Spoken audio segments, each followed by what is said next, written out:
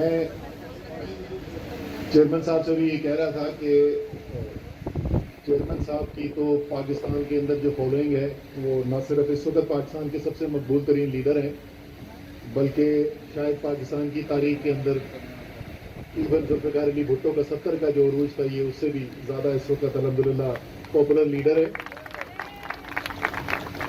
تو ان کے خلاف تو الیکشنز نہ لڑنا اپنی عزت بچانے کی مترادف ہے.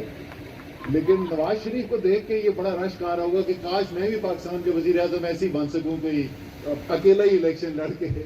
لیکن اس کو تحریک انصاف کے ورکر لیڈر سپورٹرز کے تھرو گزرنا ہوگا اور انشاءاللہ تعالی چند مہینوں کی بات ہے کہ اسی طریقے سے ہم جمع ہوں گے اور وزیر اعظم عمران خان کا نعرہ لگ رہا ہوگا وہ صرف دل کا نعرہ نہیں ہوگا, وہ آئینی اور قانونی طور پہ بھی حقیقت ہوگا انشاءاللہ تعالی. اچھا جی, آپ سے دو چیزیں چھوٹی چھوٹی جو بات کرنی تھی کیونکہ سب لوگ یہاں پہ جمع ہوئے ہیں, ہمارے پارلیمنٹیرینز ہیں, ہماری تنظیمیں سب یہاں پر آئی ہوئی ہیں. اس مہینے کے اندر دو بہت اہم کام ہونے کی. ایک تو یہ کہ آپ کو پتہ ہے کہ حلقہ بندیاں کن جا رہی ہیں. پارٹی کی ہماری جو اس کے اوپر رائے ہے وہ بڑی واضح ہے. ہم سپریم کورٹ کے اندر بھی گئے ہوئے, ہمارے خیال میں یہ حلقہ بندی کی آئینی ضرورت بنتی نہیں تھی.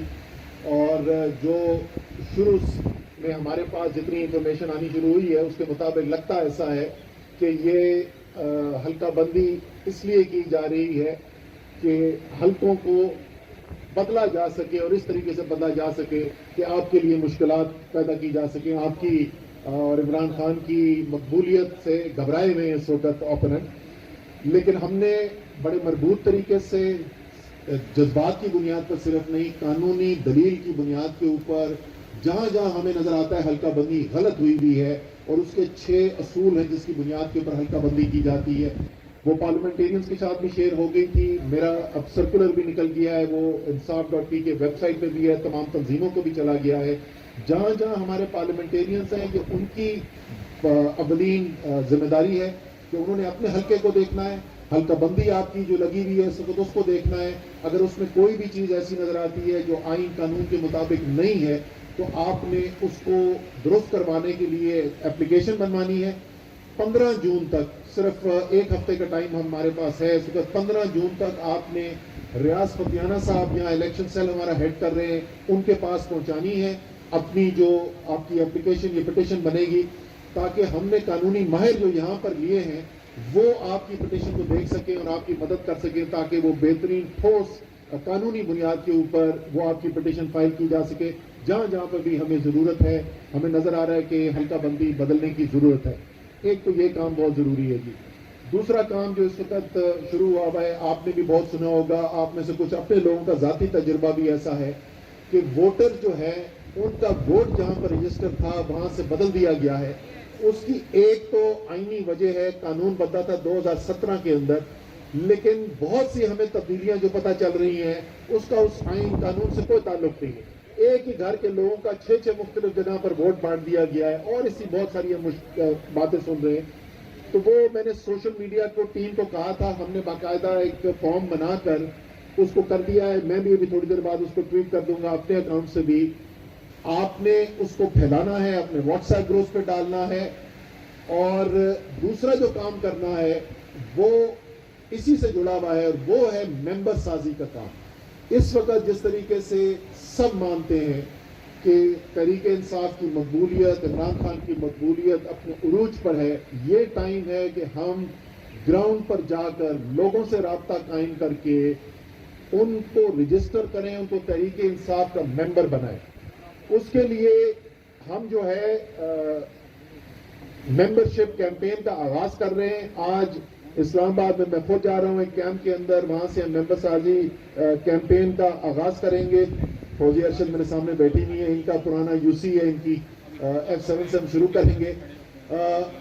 اور یہ تمام پاکستان میں ہر یو سی کے اندر ہم نے آرگنائز کرانا ہے. جتنی تنظیمیں یہاں بیٹھی نہیں ہیں, یہ سرکولر پہلے نکل چکا ہے, یہ ذمہ داری آئیڈینٹیفائی ہو چکی ہے اور اسی ہفتے کے اندر اندر ہم نے کیمپین شروع کرنی تھی. ہر یو سی کے اندر ممبر سازی کے کیمپ لگنے ہیں. اس کیمپ میں آپ نے ممبر بھی بنانا ہے اور جب وہ آئے گا ممبر بننے کے لیے تو اس کی ووٹ بھی چیک کرنی ہے. اور اگر کوئی ایسا ہے جس کا ووٹ رجسٹرڈ نہیں ہے تو ہم نے وہ بھی اس کی ہیلپ کرنی ہے. یہ سارے کام اس ممبر سازی کے کیمپ کے ذریعے کرنے ہیں. اور یہ کام کرنا ابھی کیوں ضروری ہے اور یہی جون کا مہینہ اس کے لیے کیوں ضروری ہے؟ کیونکہ یہ امپورٹڈ حکومت, یہ غیر فطری حکومت, یہ حرام کے پیسے پر ضمیر خرید کے بنی ہوئی حکومت, یہ بیرونی سازش اور مداخلت سے بنی ہوئی حکومت اپنے وزن کے نیچے خود گرنا شروع ہو گئی ہے. یہ زیادہ دیر تک یہ معاملہ چلنے نہیں والا, اس لیے آپ نے الیکشن کے لیے تیار رہنا ہے.